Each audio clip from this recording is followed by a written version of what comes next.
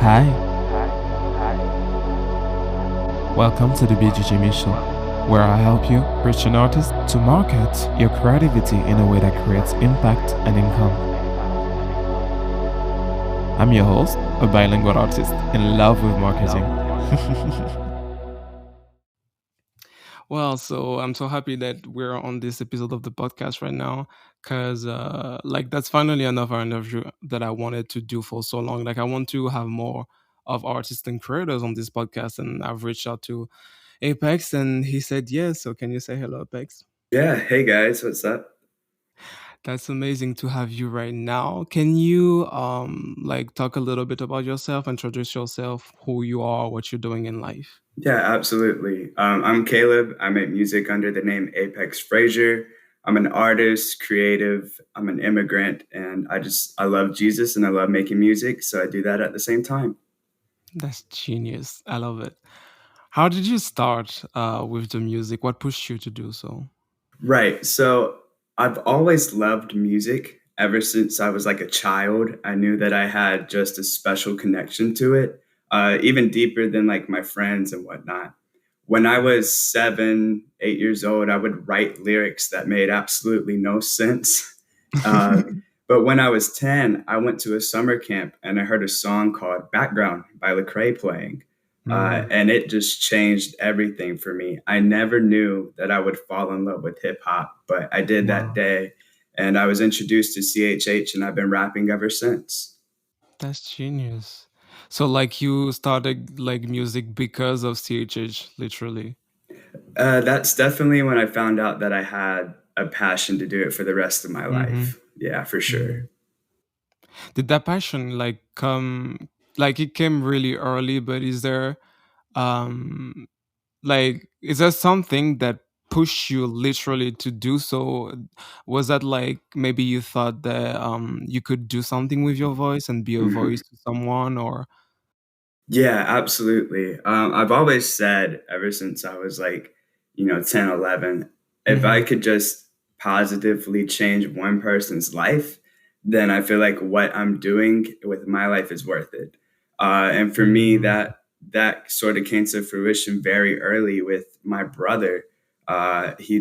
He's always been a big supporter of my music, and it's mhm, always touched him on that level that I really wanted to touch people. So every time I would see that, every time I would drop a new song, even as like a 12-year old, I was just super mhm. encouraged, and it's kept me going ever since. That's genius. I love that. Yeah. Okay, so since you're making song, what's your process like? Yeah, that's a good question. For me personally, I usually start with the lyrics. Mhm, So right now, what I'm doing is I'm working with my buddy who's a producer. His name is Odyssey. mhm, And we're working on a project together. And we've worked mhm. together for a couple years now. But what Wow. I do is I typically write lyrics around the idea or the concept of either the song or the project.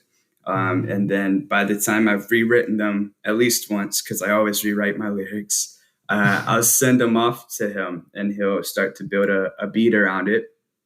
And now what we're doing, which is awesome, is we're co-producing and co-mixing. Mhm. So we're literally Ooh, in the room together doing all that work, and it's sounding so great so far. yeah. But after that gets done, and after it's mixed and mastered, then I send all the stuff like the press release Mhm. and distribution stuff off myself to whatever distribution company I'm working with at the time. Mhm. And it could take anywhere from like 3 months to 3 years, depending on the song that I want to put out Wow. there. So that's literally hard work Oh, yeah. and also teamwork. Can see how much like it's important, like from what I'm hearing right now to um first know yourself because like now you have this process of writing the lyrics around a concept, but I'm sure that it didn't like came like right away, or maybe like you had time to learn how to use this gift, I guess. Right. But also like that you're working with someone, like this is teamwork. The fact that you trust someone to have your song on, this is so important. um Oh, yeah, Did you for like sure. yeah, go on. Did you ever like how did y'all guys met actually? That's I want to know that. It's How did we interesting. meet? Yeah. Um, so we met like very shortly after I moved to Canada. He Mhm. was working with uh, my stepbrother's band actually at the time. They were really Oh. close friends, and they had like a top 10 Christian music hit across Canada, which was really Wow. cool. And we got together and we covered this song. Do you know Unsteady by Ex Ambassadors? I think I do, yes. It's fairly popular, but Mhm. we got together and we covered that in November of 2017, I think. And we've really just been working ever since, and our relationship has grown to where Wow. we're really close friends outside of the studio. But when we work together with the music, it's just like chemistry is insane. You know what I Mhm. mean? That's genius. Cause like so he worked on the last song that you just put out, right? Yes, yes. He produced and mastered it. All right, because like I don't know, I could hear how much I don't know how long you took to make that song versus what you already had. But I was like, this song is like another level for me. I was like, Mhm. compared to like your previous work was like really great, but this is like next level. The Thank way you. you write, the way the beat was made, everything like was like flowing so nicely that I was like, this is so great, and where he's heading right now is like super Mm. interesting. So yeah. Well, thank you so much. Pleasure. Pleasure. So, like, your last song is called "Later Back Home." Can you, like, talk Right. about what it means for you? Yeah. Right. Yeah. A letter back home. This is a an interesting story actually with writing this song.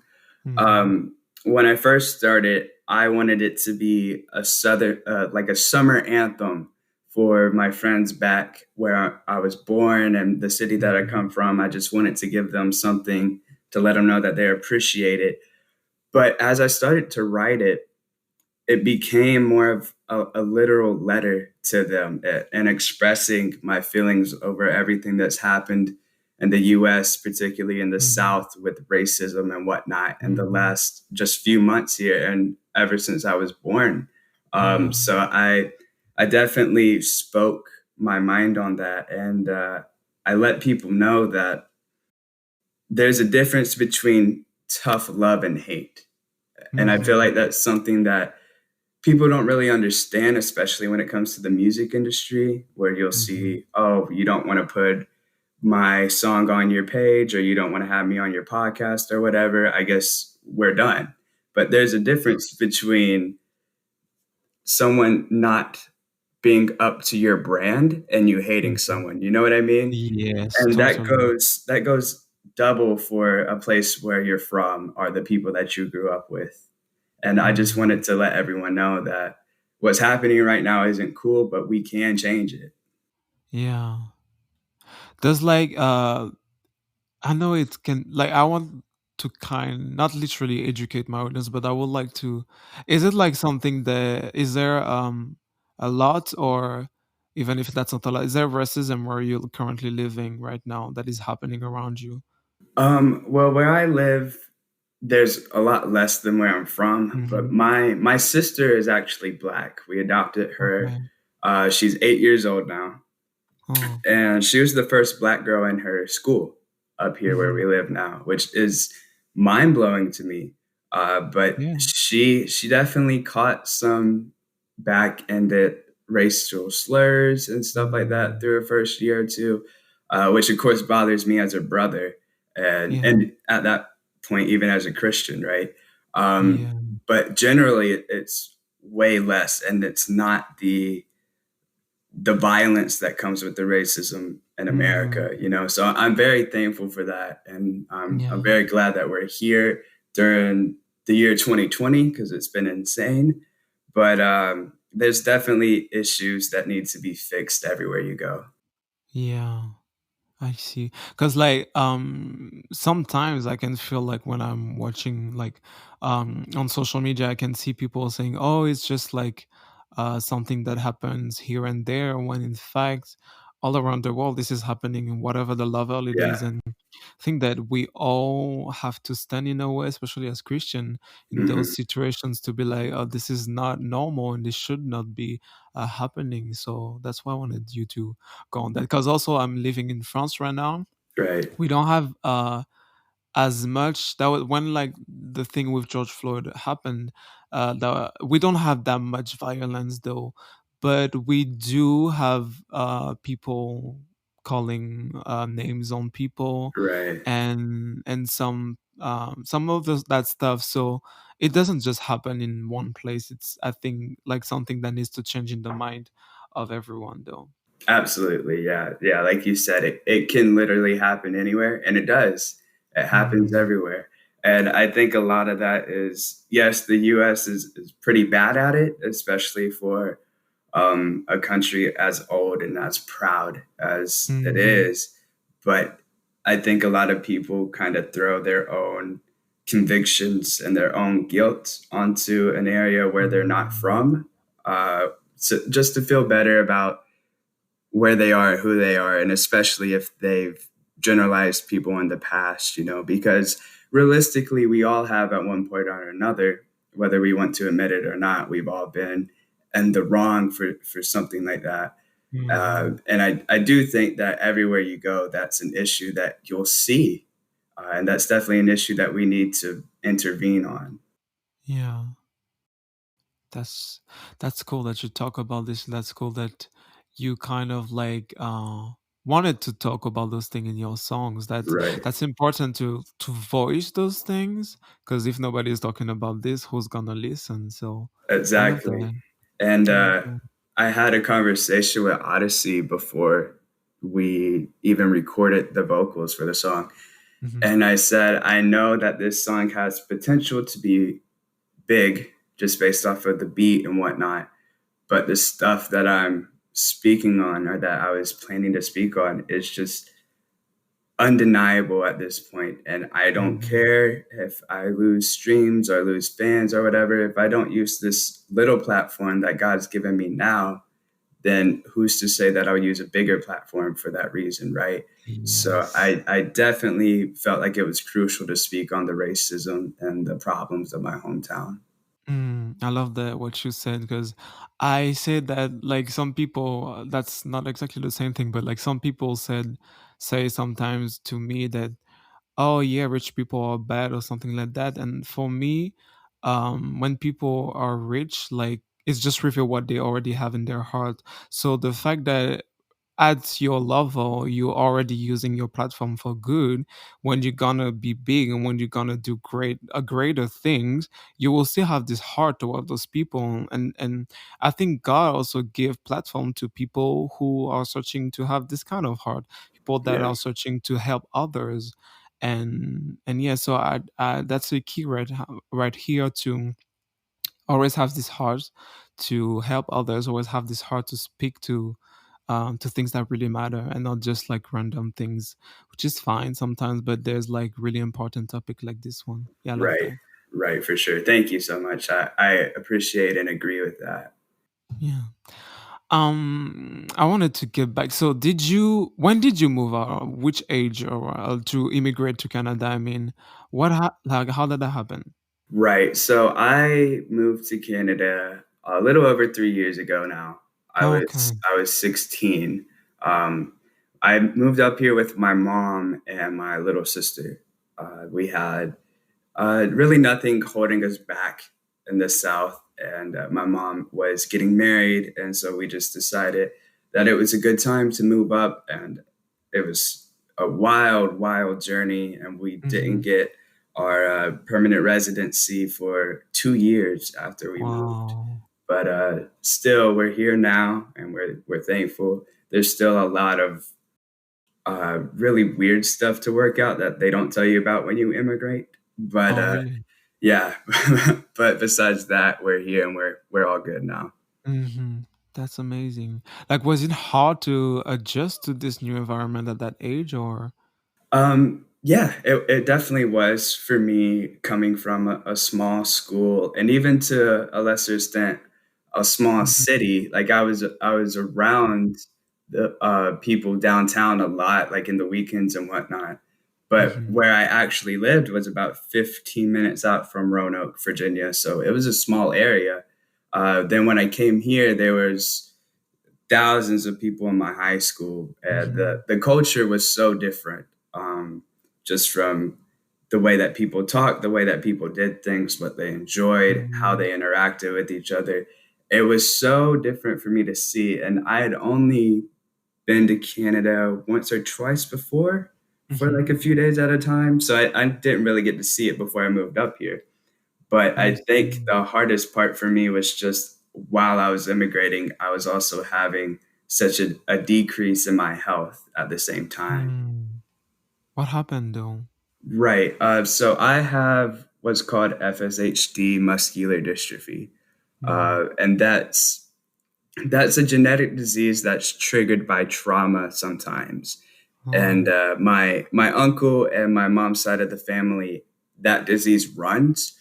And I just happened to be the one to get it between me and my brother. But we didn't Mm. know that until a few months after we had moved to Canada. I just had some terrible pain in my shoulder, wasn't sure what it was. Stopped playing basketball after three practices because that was sort of Mm. the thing that I counted on to start to make friends and whatnot was basketball. Yeah. So after I believe 2.5 practices, I collapsed in the gym. And we didn't really know Oh. what was going on. So I had to go get treatment. We tried massage therapy. They thought maybe I tore my rotator cuff. And long story short, about a month and a half later, about a week before Christmas, I went into the hospital Mhm. for 6 days. Oh. And at the end of the time there, they said that they believe it was muscular dystrophy.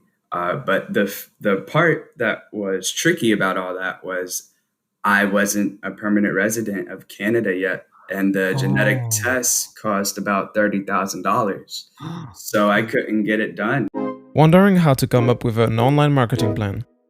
You would like to find your true fan that will buy your music and merchandise? Schedule a free 15-minute discovery call with me, BGG Means Coaching, on Instagram. And so last year when we got our permanent residency, so for 2 years, I was living up here with, no insurance and no medical help. Wow. So that was really rough. But thankfully now we got the genetic testing done and I was diagnosed. So that's been helpful for getting stuff like this wheelchair now that I'm in part of the time and Mhm. stuff like that. But it was really wild that that happened the same time that we moved to Canada. It was Yeah. really testy. Damn. That's a lot. That must have been a lot to process, especially like now you know what you had, but maybe that was also hard to not know exactly what you have and Right. to think what is happening right now, how will I survive or something like that. I don't know what happened in your head, but that must have been really hard though. Wow. Right. Yeah. It was definitely a confusing time for sure, to say the Mm. least.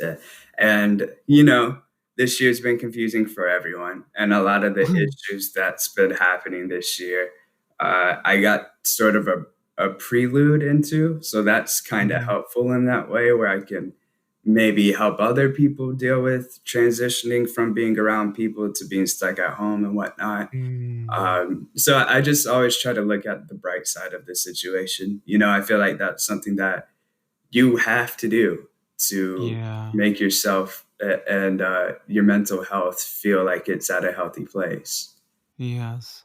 I love that you're saying that because to think like you said it's important and you have to like this word is crazy so like Right. you have to but also secondly I think that I don't want to call it a skills but kind of feel that it's a skill that everyone should acquire because like it help you also as a person to like you said always see the bright sides but no matter what will come your way even if in the moment that will be difficult you will learn to grow from it and you will learn to then help others that went through the same thing or similar things like you and I feel like this is almost like I don't like to say that, but that's, I think, like how life should be, to like Mhm. whatever happened to you, to take the good from it. And if someone is going through the same thing, to be able to say, hey, here I am today, I've been through this and I understand what you're going through, and I can help you, and see here today I'm happy, or whatever is going, whatever you've accomplished so far. And we help all each other as a community, and I feel that this is so special though. Right, yeah. No, I agree with you 100%. And, maybe to the people listening, they feel discouraged because they don't have that mindset. I just wanna let them know, I didn't have that mindset at first either. You really Mhm. do have to work on that. I agree with you, it is a skill. It's a skill Mhm. that you need to practice, and sometimes you'll still feel upset or whatever about the situation, and that's okay, Mhm. as long as you know that the good can be found anywhere. Yes. I love that. Love that.